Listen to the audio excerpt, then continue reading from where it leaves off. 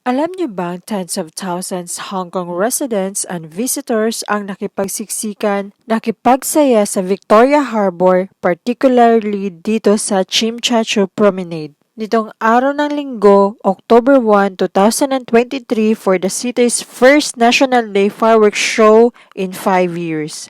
The show is scheduled to take place above Victoria Harbour at 9 p.m. and it will last for 23 minutes. And a total of 31,888 fireworks shells are slated to be launched.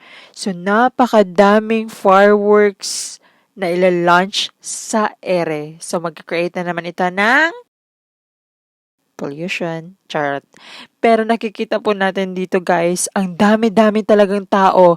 And then based sa experience namin, nakipagsiksikan talaga kami kasi may banda kaming pinanood dito sa Wing On Place. So during that time, nag-enjoy talaga kami and nung 30 minutes na lang bago mag 9, pumunta na kami sa alam naming magandang spot. Kaya lang, na-shock kami kasi super duper daming tao. And as you can see, may mga police enforcement dyan na nag-a-assist sa ating mga fellow manunood.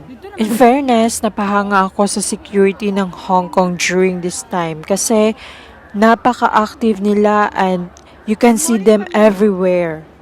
May nakita akong kaunting gulo pero it's not that bad.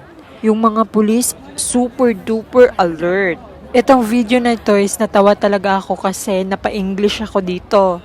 Naglalakad kasi kami nito papunta dun sa spot sana, dun malapit sa Victoria Harbour. Kaya lang hindi kami makadaan. And then, may mga visitors din na kapila. And then they asked kung dun lang ba kami tatayo o maglalakad kami. Pero sa nakikita nyo guys, makakamove kayo ako sa ganyan. Diba ang hirap? Pero kinaya pa rin namin guys. Ang masasabi ko lang talaga, di na ko mo usap, kausa na lang.